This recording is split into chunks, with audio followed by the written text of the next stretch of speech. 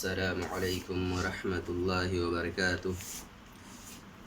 الحمد للہ رب العالمین والصلاة والسلام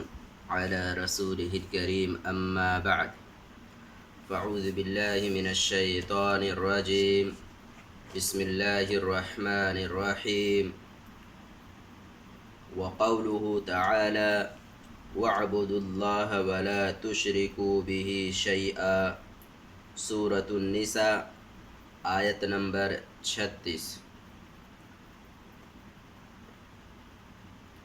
پیارے سامعین، ہماری گفتگو چل رہی ہے درس توحید کے اس پروگرام میں شیخ الاسلام محمد بن عبد الوہاب رحمۃ اللہ علیہ نے اپنی کتاب کے اندر جو سب سے پہلا عنوان ذکر کیا ہے وہ ہے کتاب التوحید، اور اس کے اندر شیخ الاسلام رحمۃ اللہ علیہ نے جو مختلف قرآنی آیات ذکر کی ہیں انہی پر ہماری گفتگو چل رہی ہے۔ پیارے سامعین، شیخ الاسلام محمد بن عبد الوہاب رحمۃ اللہ علیہ لکھتے ہیں کہ اللہ رب العالمین کا ارشاد ہے وَاعْبُدُوا اللَّهَ وَلَا تُشْرِكُوا بِهِ شَيْئًا، کہ اے لوگو، اللہ رب العالمین نے حکم دیا ہے کہ لوگو صرف اللہ رب العالمین ہی کی عبادت کرو، وَلَا تُشْرِكُوا بِهِ شَيْئًا، اور اس کے ساتھ تم کسی کو ساجی اور شریک نہ ٹھہراؤ۔ پیارے سامعین، قرآن کریم کی اس آیت کا باب سے جو مناسبت ہے وہ یہ ہے کہ شیخ الاسلام رحمۃ اللہ علیہ کا عنوان ہے کتاب التوحید، اور میں نے ذکر کیا ہے کہ جب شریعت کے اندر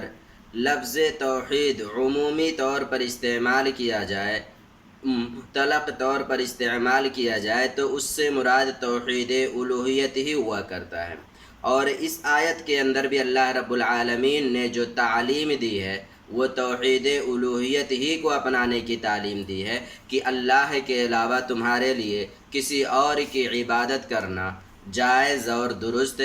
نہیں ہے۔ پیارے سامعین، قرآن کریم کی اس آیت کے اندر اگر ہم غور کریں گے تو اللہ رب العالمین کا ایک بہت بڑا پیغام اس آیت کے اندر موجود ہے۔ اور دیکھیں، اللہ رب العالمین نے کہا ہے سب سے پہلے کہ اللہ کی عبادت کرو۔ ایک تو یہ کہ اپنی عبادت کا حکم دیا ہے، اور اس کے ساتھ ساتھ یہ بھی کہا ہے وَلَا تُشْرِكُوا بِهِ شَيْئًا، اور اس کے ساتھ تم کسی کو ساجی اور شریک مت ٹھہراؤ۔ گویا کہ اس آیت کے اندر جو پیغام موجود ہے اس پیغام کو ہم اس انداز سے اگر سمجھنے کی کوشش کریں تو شاید کہ وہ پیغام ہمیں اور اچھے انداز میں سمجھ میں آ جائے۔ وہ تعلیم یا پیغام یہ ہے کہ اگر کوئی انسان ہے وہ اللہ رب العالمین کی عبادت کرتا ہے، جن عبادتوں کا اللہ نے حکم دیا ہے وہ عبادتیں وہ شخص انجام دیتا ہے، اور ان عبادتوں کے انجام دینے کے ساتھ ساتھ وہ اللہ رب العالمین کے ساتھ کسی کو ساجی اور شریک بھی ٹھہراتا ہے، یعنی کہ ایک طرف اللہ کی عبادت کرتا ہے اور دوسری طرف یہ کہ اس کے یہاں شرک بھی موجود ہے، تو اس کے یہاں شرک کے موجود ہونے کی وجہ سے اس کا وہ عبادت اسے کچھ بھی فائدہ نہیں پہنچائے گا۔ اسی وجہ سے اللہ نے کہا ہے کہ ایک تو یہ کہ تمہیں اللہ کی عبادت کرنی ہے، اور عبادت کے ساتھ ساتھ تمہارے یہاں شرکیہ افعال بھی نہیں موجود ہونے چاہیے، یعنی انسان کو اپنے آپ کو شرک سے پاک رکھنا ہے۔ انسان کو اپنے آپ کو شرک سے پاک رکھنے کے ساتھ ساتھ اللہ کی عبادت کرنی ہے، تب جا کر کے اس کی وہ عبادت اللہ کے یہاں قابل قبول ہوگی۔ لیکن اگر انسان کے یہاں شرک موجود ہے اور اس شرک کے ہونے کے ساتھ ساتھ وہ اللہ رب العالمین کی عبادت کرتا ہے تو اس کی وہ عبادت اللہ کے یہاں اسے کچھ بھی فائدہ نہیں پہنچائے گی۔ اس آیت کا معنی ہم قرآن کریم کی ایک اور آیت ہے، اس سے سمجھنے کی کوشش کرتے ہیں۔ انشاءاللہ اس آیت کا معنی یا جو بات میں نے ابھی ذکر کی ہے اسے اور اچھے انداز میں ہم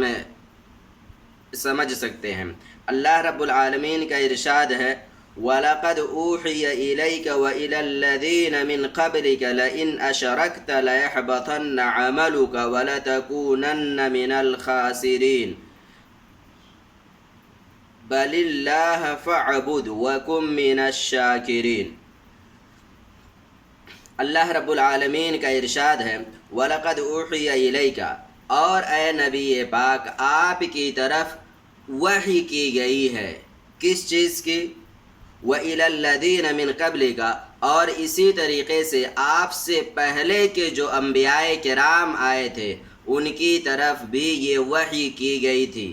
یعنی اللہ کے رسول صلی اللہ علیہ وسلم کو بھی آگاہ کیا گیا، اور اللہ کے رسول صلی اللہ علیہ وسلم سے پہلے جتنے بھی انبیاء آئے ان تمام انبیاء کرام کو آگاہ کیا گیا لَإِنْ أَشْرَكْتَ لَيَحْبَطَنَّ عَمَلُكَ، کہ اے انبیاء کرام، اے اللہ کے رسول، اے محمد اکرم صلی اللہ علیہ وسلم، اگر آپ نے بھی اللہ رب العالمین کے ساتھ کسی کو ساجی اور شریک ٹھہرایا، خطاب اللہ کے رسول سے ہے لیکن تعلیم دینی پوری امت کو مقصود ہے کہ اگر اے نبی پاک آپ نے بھی اللہ کے ساتھ کسی کو ساجی اور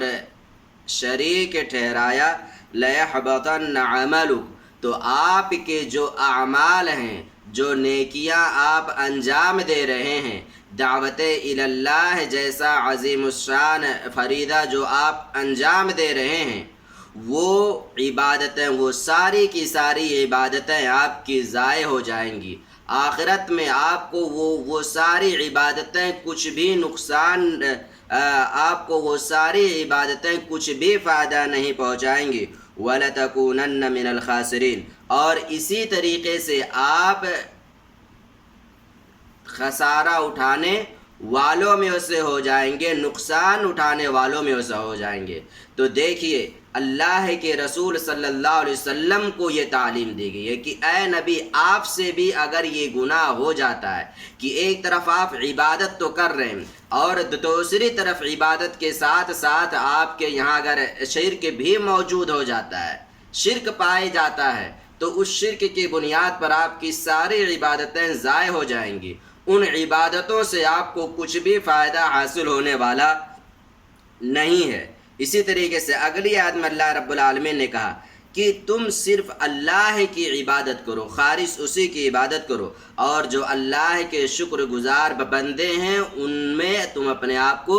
شامل کر لو۔ پیارے سامعین، ایک رسول کے سلسلے میں یہ سوچنا کہ اس سے شرکیہ افعال ہو جائیں، ایسا نہیں ہو سکتا ہے۔ نبی سے شرکیہ افعال کا صادر ہونا ناممکنات میں سے ہے، کیونکہ جو نبی اور رسول ہوتے ہیں وہ اللہ رب العالمین کی حفاظت میں ہوا کرتے ہیں، اللہ ان کی خصوصی طور پر حفاظت فرماتا ہے، نگرانی کرتا ہے، ان سے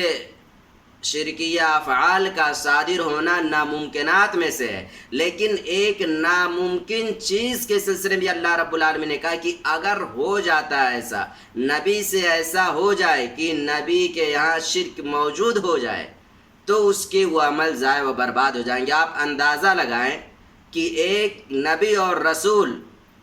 اس کی عبادتیں کتنی عظیم ہوا کرتی ہیں، اس کے پاس کتنی نیکیاں ہوا کرتی ہیں، وہ اللہ رب العالمین کے یہاں کتنا معزز، مکرم اور محبوب ہوا کرتا ہے، اگر اس کے یہاں شرک موجود ہو جائے تو یہ ساری کی ساری چیزیں ختم ہو جاتی ہیں اور وہ اللہ رب العالمین کے یہاں نقصان اٹھانے والوں میں سے ہو جائے گا۔ تو ہم اور آپ کی کیا حیثیت ہے پیارے سامعین کہ ہم کتنی عبادتیں کرتے ہیں، ہمیں اور آپ کو معلوم ہے، ہمیں اور آپ کو اندازہ ہے کہ ہم کتنی عبادتیں کرتے ہیں اور کس انداز سے کرتے ہیں۔ اب سوچیں اگر ان عبادتوں کے ساتھ ساتھ ہمارے یہاں شرکیہ افعال آ جائیں تو پھر ایسی شکل میں ہمارا حشر کیا ہوگا، ہمارا انجام کیا ہوگا آخرت کے اندر، خود ہم سوچ سکتے ہیں۔ لیکن اس کے باوجود پیارے سامعین، قرآن کریم کی اس طرح کی بے شمار آیتیں پڑھنے کے باوجود ہم عمل کرنے کے لیے تیار نہیں ہوتے ہیں۔ آج لوگ جہاں ایک طرف کلمہ توحید لا الہ الا اللہ محمد رسول اللہ کا اقرار کرتے ہیں، وہیں پر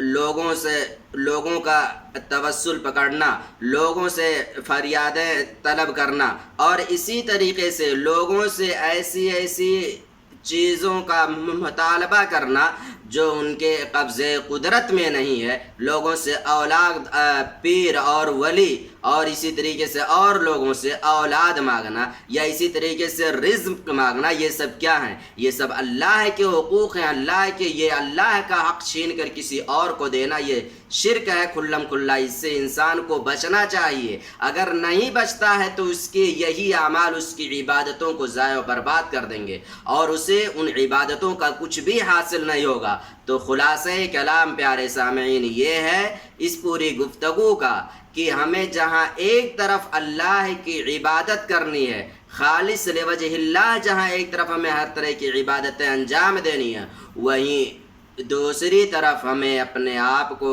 شرکیہ افعال سے بھی محفوظ رکھنا ہے، بچانا ہے۔ اگر نہیں محفوظ رکھیں گے تو ہماری یہ عبادتیں ہمیں کچھ بھی فائدہ نہیں پہنچائیں گی۔ اللہ رب العالمین سے دعا ہے کہ وہ الہ العالمین تو ہمیں زیادہ سے زیادہ اپنی عبادت کرنے کی توفیق دے، آمین۔ اور اسی طریقے سے اپنے آپ کو شرکیہ امور سے اپنی حفاظت کے بھی ہمیں توفیق دے، آمین۔ والسلام علیکم ورحمۃ اللہ وبرکاتہ۔